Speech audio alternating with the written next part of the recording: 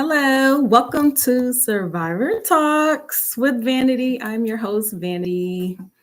I want to give a disclaimer. We're going to talk about the topic of trauma as we always do. So if you feel like you need to step away, take a break, get some water, do so, get yourself together. And if you want to come back and join us, by all means, come on back. If you feel like maybe next time, then that's okay too. Okay. But anyway, I want to talk about what is happening in the United States right now. It's a lot going on.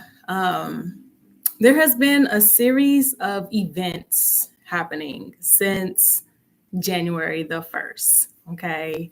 At the beginning in New Year's, we had that bombing in New Orleans. Then after that, there was that explosion at that Trump Tower. Then there was the LA fire that has been happening for over a long period of time. And then recently, the big talk is this DC plane crash, or the plane crash that happened over the Potomac in DC. A lot of things going on, a lot of things happening on the news, a lot of reading on social media and different articles. People are talking, people are just very emotional right now, from all the different events that are happening. And these are events that could evoke a negative emotional response. So that is the question I want to ask, or somebody had actually asked, what is trauma? So we're going to talk about that. Trauma, according to the APA, or the American Psychological Association, it's an emotional response to a terrible event. And as you know, all of these terrible events have been going on just in January alone. We're not even in February yet. That's the crazy thing. We're not even in February yet. And just all this stuff is happening. And there is a ripple effect. So that's what happens when these events happen. It's an emotional response. So how do you respond emotionally? Right? And we're going to talk about that. But I want to talk about what are some different types of trauma that people experience, right? So we know that we hear the common things of physical abuse, emotional abuse, and then sexual abuse, right? But there are other types of events that are traumatic. One is accidents, right? You have train accidents, car accidents that happens every day.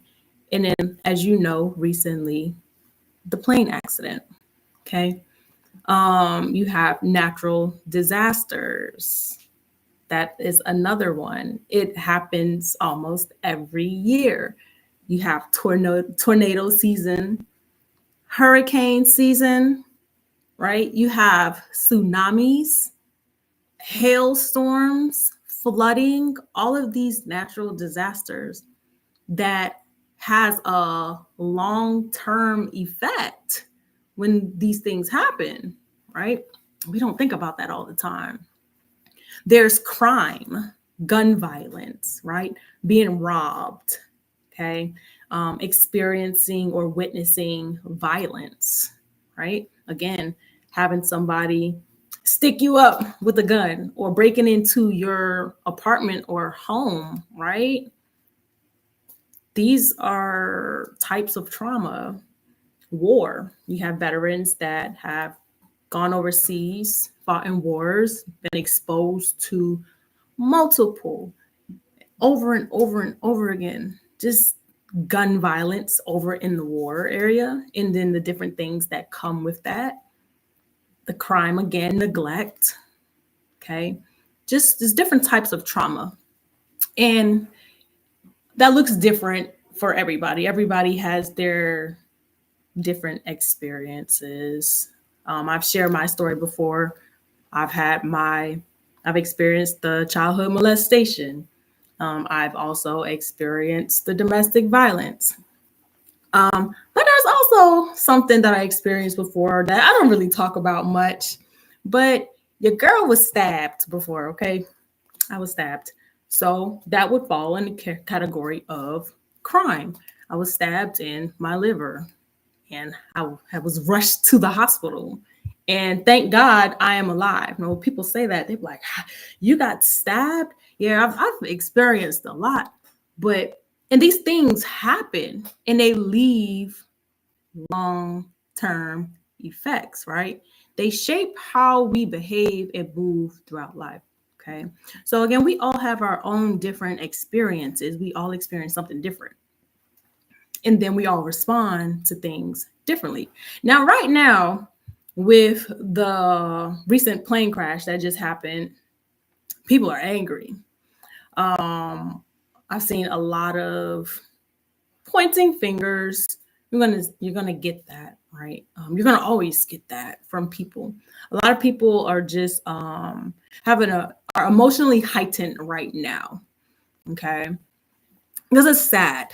Another type of trauma that is big is grief, the loss of a loved one, and a lot of the time with the wars, crime, the natural disaster, the accidents, many times a loved one is lost. Okay, death. You can hear about it. Okay, or you can see it. You can witness it.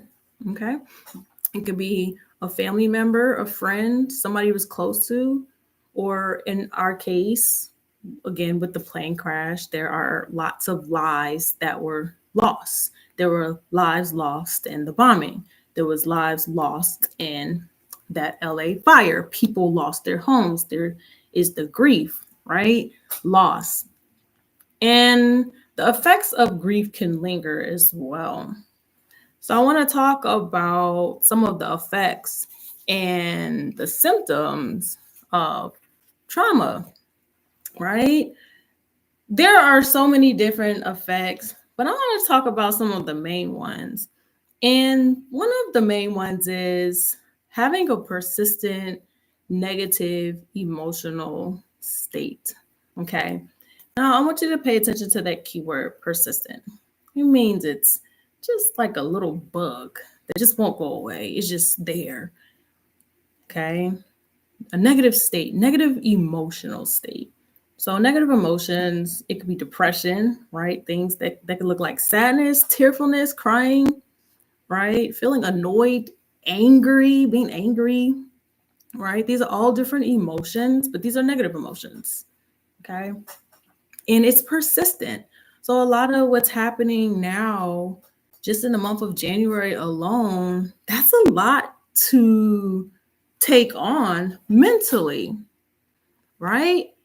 And here you have all these different events just in the month of January alone.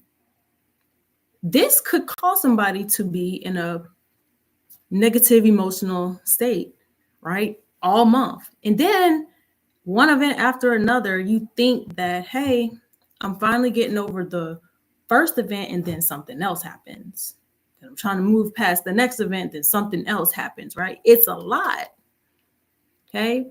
So, with that being said, this means another effect or symptom of trauma, according to the DSM-5 and criteria for post-traumatic stress disorder, could be a diminished interest in activities.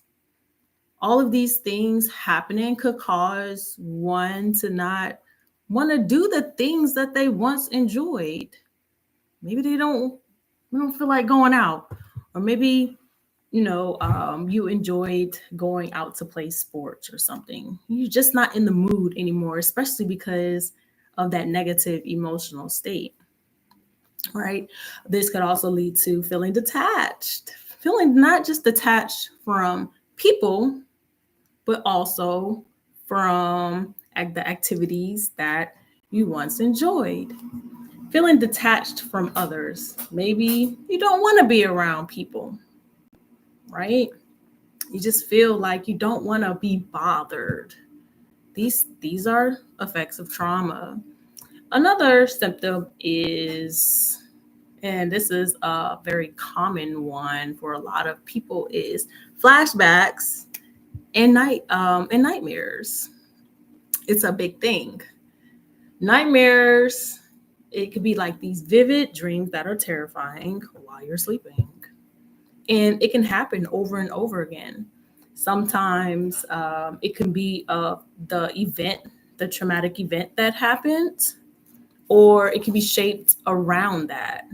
Okay. If somebody actually did something to you, you may dream about that person. If something happened, like with the recent events, you could dream about that, especially if you're thinking about it all day. All right. The mind is a beautiful thing. Lots of research on how the brain operates.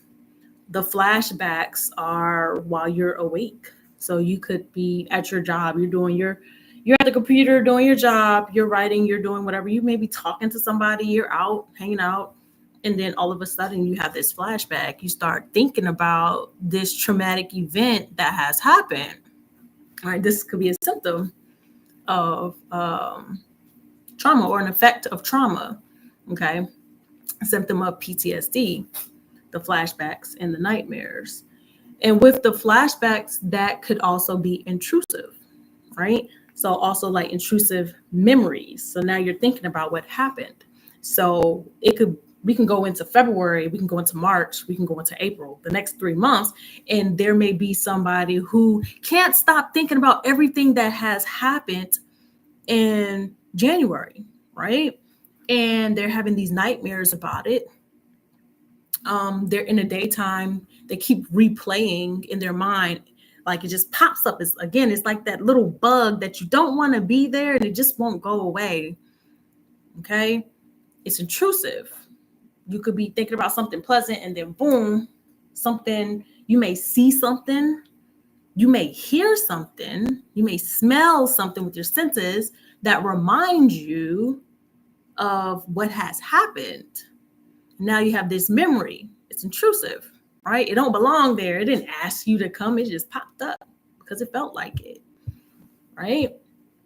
Another effect of trauma is being hyper vigilant. Okay, also startled response to hypervigilance. A lot of people who experience physical abuse, maybe some sexual assault, and then also people who've been like attacked, some violence, physical violence, even police brutality, right? These things, they can be hyper vigilant. That means they're always looking over their shoulder. You're like this. Is somebody gonna get me? Somebody gonna hurt me? um Maybe you're not looking for a person, but if even when a car accident, right, you drove in your car before, now you're scared to drive, and when you are driving, you're supposed to be aware of your surroundings. There's nothing wrong with that, but when it's to a point where it's just that's all you're doing and it's in an unhealthy place, then that could be an issue. It could be a problem in your life, right? So that's what hypervigilance is. You're always looking over your shoulder. Maybe you're always looking for danger, right? That looks different for everybody.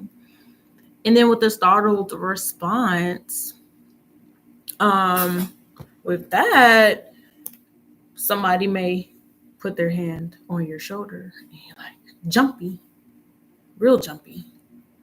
Why? Something may have happened to startle you, right?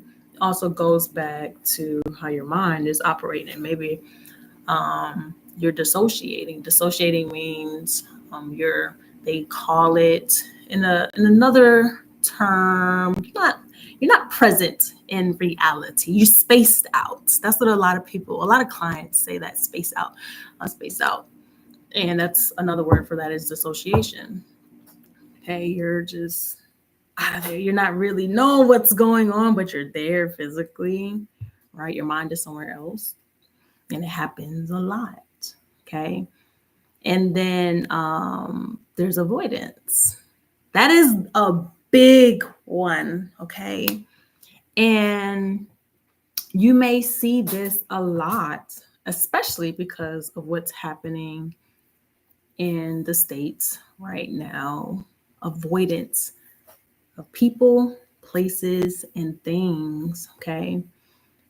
Even conversations. You may not want to have conversations. You may avoid those, right? Because you don't want to have flashbacks. So you avoid the conversation of what has happened or anything that reminds you of that event.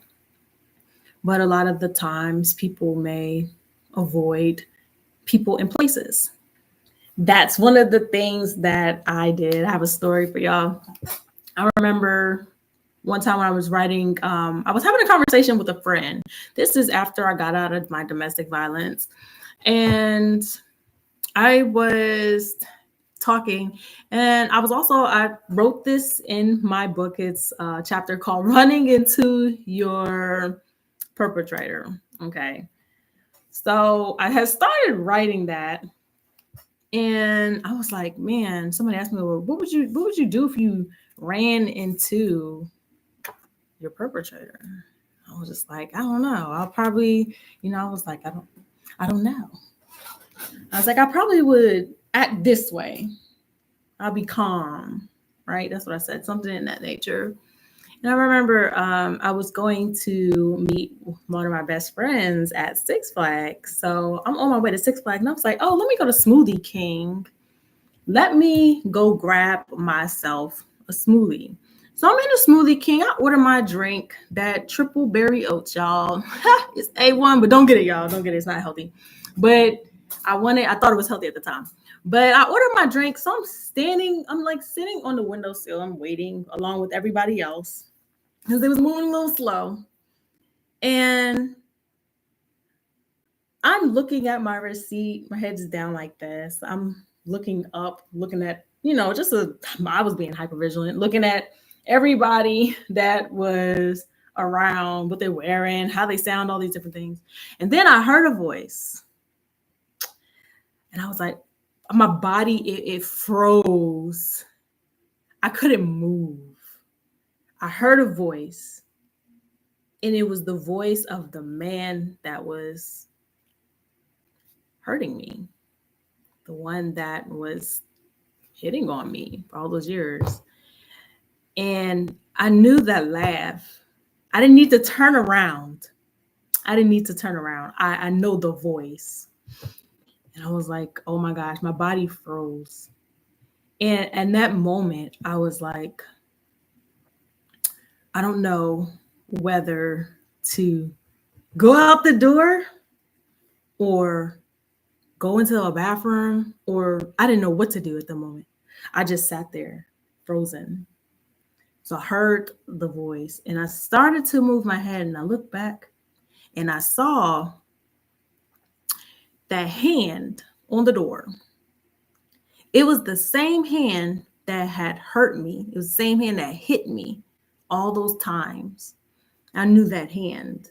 And I also knew the color of that shirt that he was wearing, that same blue shirt. I noticed it, and in my mind, I was like, he still got that shirt. And I looked, and it was him, but he didn't see me. And it was like a sign in the window. So I was like this, turned. I didn't want him to see me. And I felt frozen. I still couldn't move. My body could not move. You got the fight, flight, freeze or fawn, I was frozen. Okay. And I sat there. I was like, forget the smoothie. I already had paid for it. And then I seen him come into the store. Now, I'm back on the windowsill like this. So here's the window, y'all. On this side, here's the window. And he comes in. And then I hurry up and I dashed out the door so fast. Like, I didn't want him to see me, right? And all types of things happened in that moment.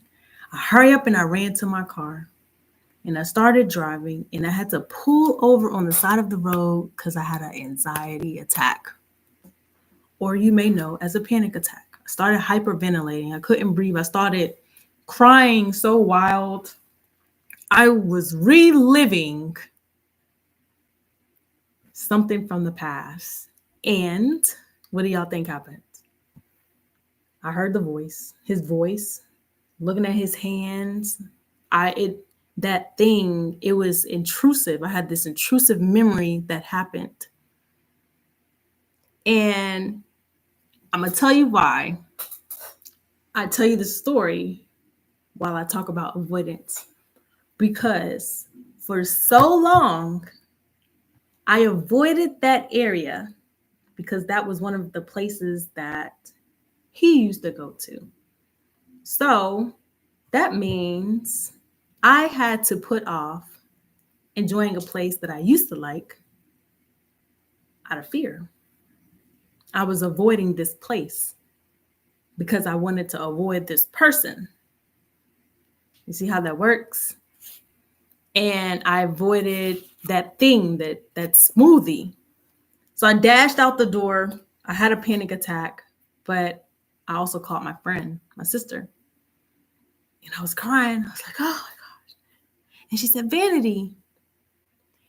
She said, you're safe. And I started calming down. She said, you're reliving. She said, you're safe. She said, look around you. At this point, I was in my car, pulled over on the side of the road. She said, you're safe. And I was like, I'm safe. And I told her what happened.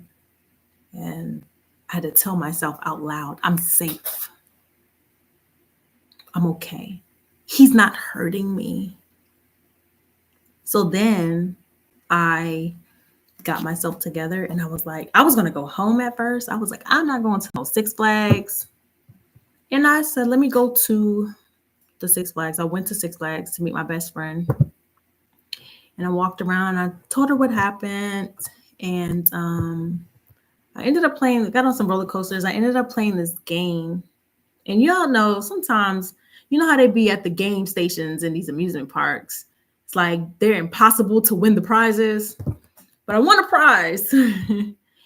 And they was like, you could pick anything. And I was like, oh, I want that cape up at the top. It stood out to me. And it was like, oh, well, it's too high up. And I don't think they was like, we don't have the thing to get that down. And I was like, I have to have that cape. I need that cape. And in a moment, I didn't really understand why I needed it. And this was at the beginning of my park fun. They ended up getting the cape down, and I put the cape on, and I walked around the park for the rest of my fun time with that cape on. And by the whole time while I was there, I was like, I'm going to go back. I was building myself back up mentally. I was like, I'm going to go back and I'm going to go get my smoothie. Because one, I paid for it. Two, I don't have to avoid that place anymore. And three, most importantly, I'm safe.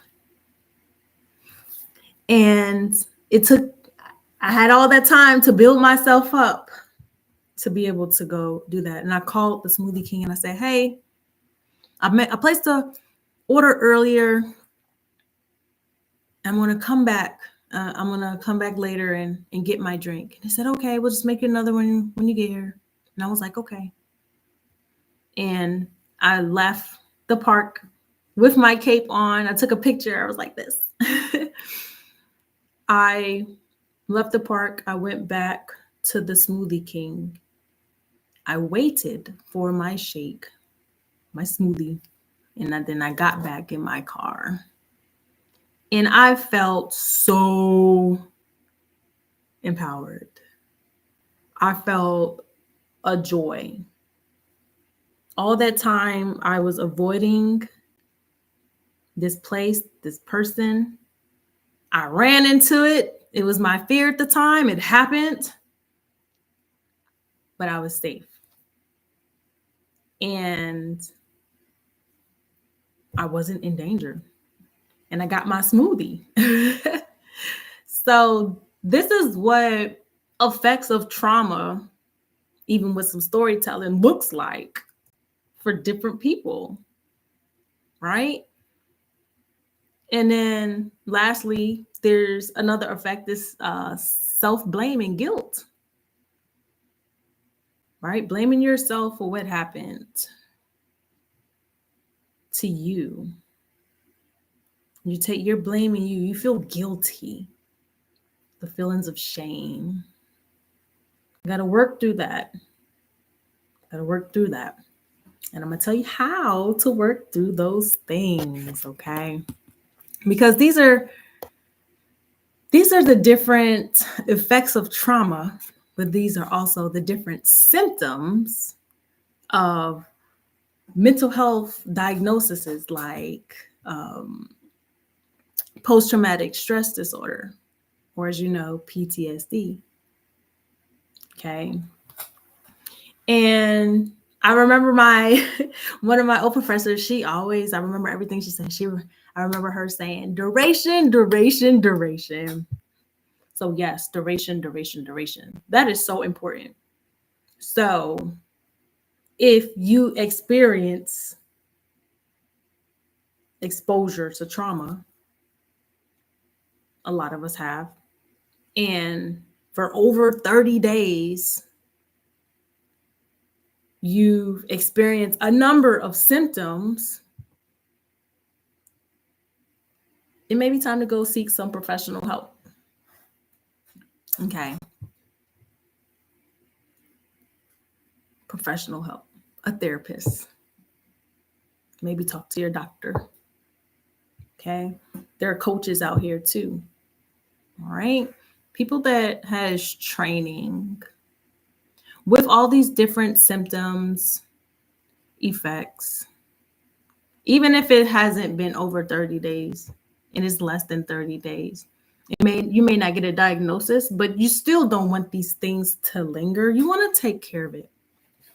So, with that being said, I want to give you some survivor talk tips of the week. Okay. And that is healthy coping skills. Now, there are coping skills that are unhealthy, like drinking alcohol, right? Drinking your pain away. That's a thing. And it could lead to substance abuse. Okay. Or if you're using drugs, it's a coping skill, but it's unhealthy. Okay. There's more long-term effects on that. You want healthy coping skills. So like I said, seeking professional help to assist you with unpacking your emotional state, unpacking your trauma experiences. Okay. I want to encourage you all who are listening now and even later to engage in self-care.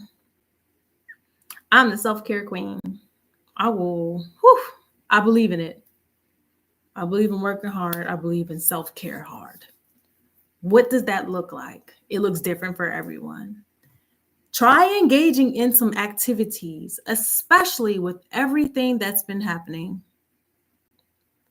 That's fun, relaxing, that's going to bring you some joy. Okay. Engage in those things. It's okay. Go get a massage. Exercise. Stress is the number one silent killer. I teach all my clients that. Exercise to reduce stress. Get some good sleep. Sometimes with trauma too, you'll have some sleep disturbances. That's not for everybody, but for some people. You take some melatonin. No, I am not a psychiatrist. Okay. But melatonin you can find over the counter. Your doctor, talk to your primary care physician if you can't sleep. Okay. Get some sleepy tea, right? Set the mood before you go to sleep. Meaning, maybe play some calming music. Maybe listen to some music during the day. That's another self-care activity. Okay. Get you some sleep. Listen to music, exercise, get a massage. Be with family and friends in this time.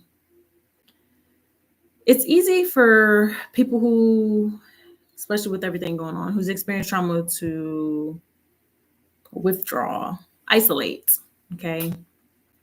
That having a disinterest in being around people, avoiding people, right? But I want to encourage you to be around family and friends in this time. Why? So you could talk about the things that are bothering you, but also talk about other things that you enjoy. Okay? Because guess what? These things happen, but life is going to keep going.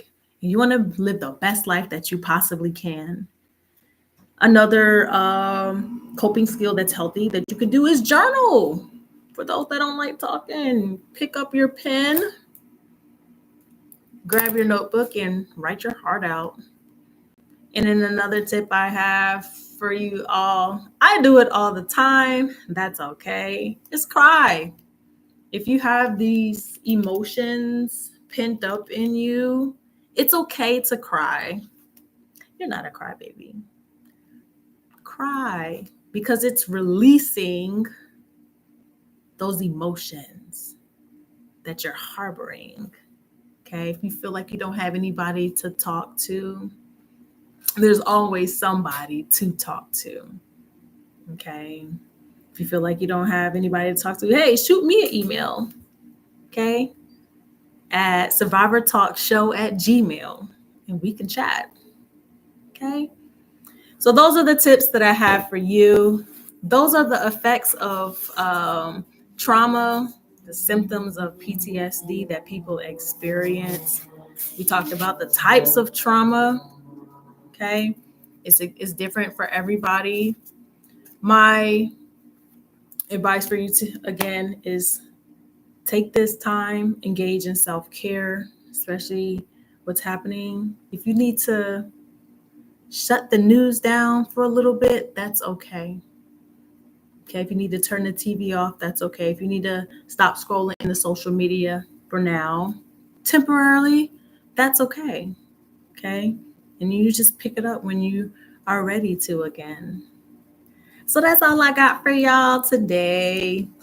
I love you all, and I will see you next time on Survivor Talks with Vanity next Thursday. Have a good one.